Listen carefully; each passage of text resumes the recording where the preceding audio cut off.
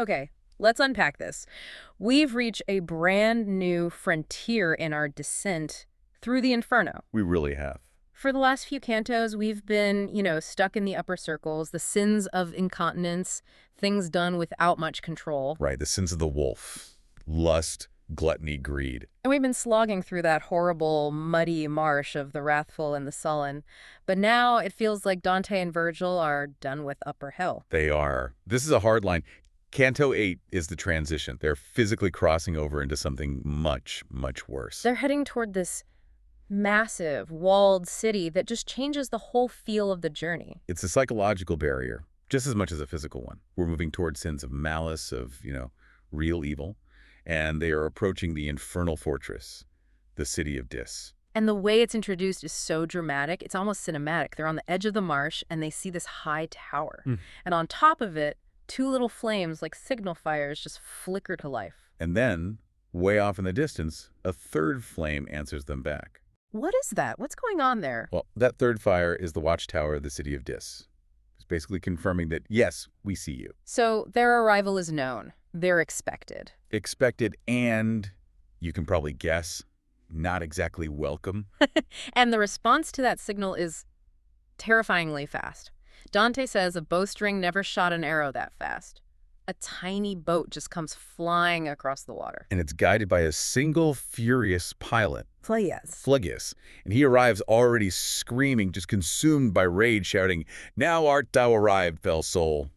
He just assumes they're another damn soul for his collection. And Virgil has to step in, as always, and sort of calm him down. But who is this guy? I mean, he's not Charon. He feels different. He is very different. Phlegyas is a fascinating figure to pull from mythology for this specific moment. Okay. So his crime, his original sin in the myths was just enormous. He was a king, the king of the Lapithae. Right. And in a fit of pure rage after Apollo seduced his daughter, he went and burned down the temple of Apollo at Delphi. Wow. Okay, so that's not just getting mad at your neighbor. That's defying a god. That is pure defiance against the divine. And in Virgil's own Aeneid, his punishment is to stand under this huge rock that's always about to fall on him. But here, his job is to be this herald of consequence, warning everyone else not to make his mistake, all while being trapped in the very anger he represents. That's incredible. And that deep mythological context sets the stage for something that, for me, is one of the most interesting details. The boat. The boat.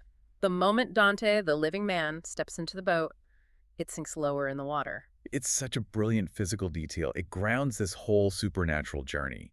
The idea, which comes from the classics, is that these boats are meant for shades, for spirits. They're weightless. But Dante is not weightless. Well, not at all. He has mass. He's alive. Mm. And his weight, his life, is what makes the antique prow divide more water than it's used to. He's literally a burden on the underworld. He doesn't belong. It's the perfect shorthand for how unique his journey is. And it's right then, as they're moving across this dead canal weighed down by the living, that things get very personal. Oh, they explode. A figure just rises up out of the muck, completely covered in filth, and he challenges Dante immediately. Who art thou that comest ere the hour? And this is where Dante the poet and Dante the exiled Florentine politician just completely collide. Because he recognizes him, even under all that mud. Instantly.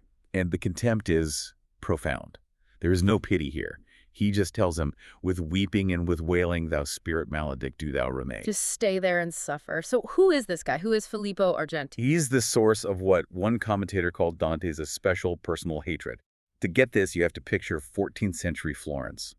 Argenti was from the Adamari family, so super wealthy, super powerful. And apparently super arrogant. The most arrogant. He was described as big, strong, and just the most irascible of men.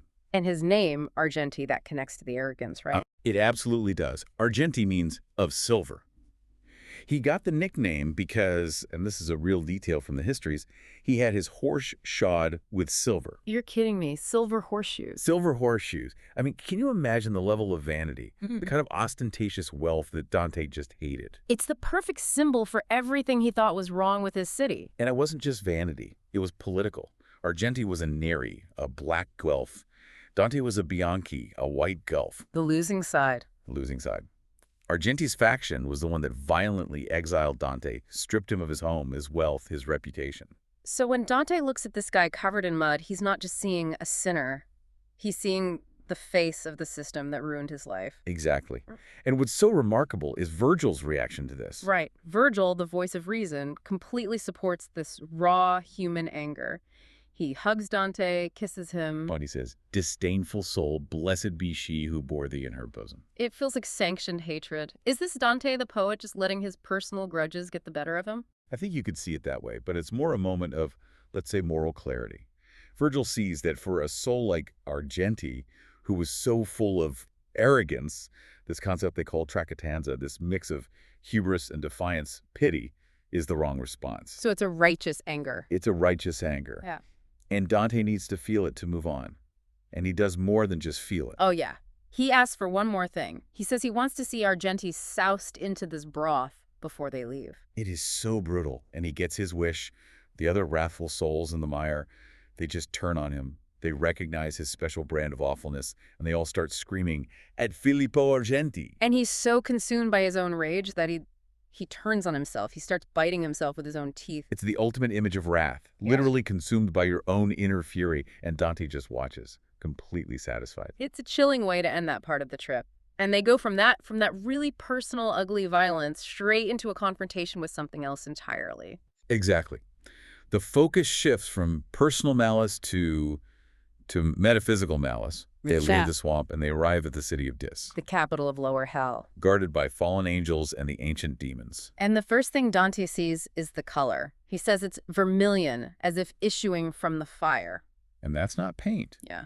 The master, Virgil, explains that the redness is the eternal fire from within, kindling the very walls of the city. And the walls look like they're made of iron. Which suggests strength, Right. Immobility, an unyielding kind of judgment. And the buildings inside, he calls them mosques. In 14th century Italy, that is a powerful, loaded word. It's incredibly loaded. By using that word, he's immediately branding this as the city of unbelief. This is the anti-Rome. This is the capital of sins committed not out of weakness, but out of a conscious, willful rejection of God. And the defenses match that. This isn't just a town with a wall. No, it's an infernal fortress. And it pulls directly from Virgil's own work from the Aeneid. I was going to say, this sounds familiar. It's his description of Tartarus, a place with a triple wall, deep moats, and massive gates of solid adamant that nobody, not men or gods, can break through.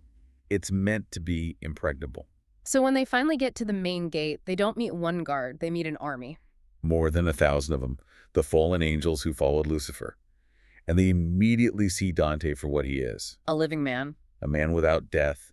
And they demand to know how he dares to enter their kingdom. And they try to split them up. They tell Virgil, you can come in, but he has to go. Leave Dante stranded. And Dante, you can imagine, is just distraught. He thinks this is it. He's trapped forever. He's begging Virgil not to leave him. But Virgil reassures him. Right. No. He says, fear not, our passage is guaranteed by a higher power. He does. But even that divine authority doesn't just make the gates swing open. No. This is a fascinating moment of vulnerability for Virgil.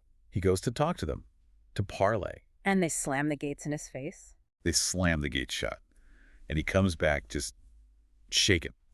His forehead is shorn of all its boldness. He just sighs, "Who has denied to me the dulcim houses?" It's the first time he's really been defeated, even if it's temporary. It shows that the resistance here is on a whole other level. It is, and it takes him a second to recover and realize what he's up against. He recognizes their defining sin, their pride, their tracatanza. That word again. The same arrogance that Argenti had. The exact same quality, just on a supernatural scale. It's what caused their fall in the first place. And Virgil realizes this is nothing new. They've tried this before. What do you mean? He says they pulled this exact same stunt at a less secret gate, the main entrance to all of hell, when Christ descended.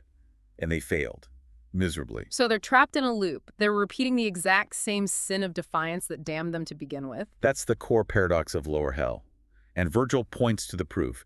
That main gate to hell, he says, is without a fastening still. The power that broke it open back then is permanent, unbeatable. And it's coming for these gates, too. Exactly. Virgil promises they will conquer, because help is already on the way. He predicts the arrival of one by whose means the city shall be opened. The angel. The angel who will meet in the next canto, who will just blast these gates open. The demon's defiance is, and always was, completely doomed to fail. Wow. So If we pull this all together, in one canto, we've crossed the marsh with Phlegyas, this ancient embodiment of rage. Hmm.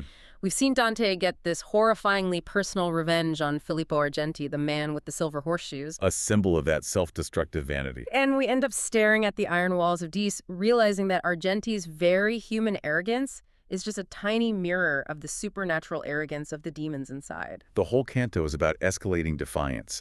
It shows you how personal anger and political hatred feed into this universal rebellion against divine order.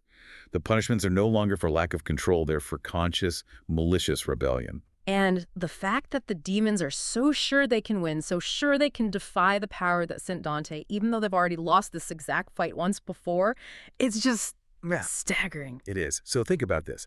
If that arrogance, that tricotanza, is what traps the damned humans, and then we see that exact same sin in the powerful fallen angels guarding the city, what does that tell you? It seems this arrogance sealed their fate when they first rebelled, and yet here they are doing it again. What does that suggest about the true depth of defiance and how fragile it really is against a power it can't even comprehend? Something for you to mull over as we wait for those gates to be opened.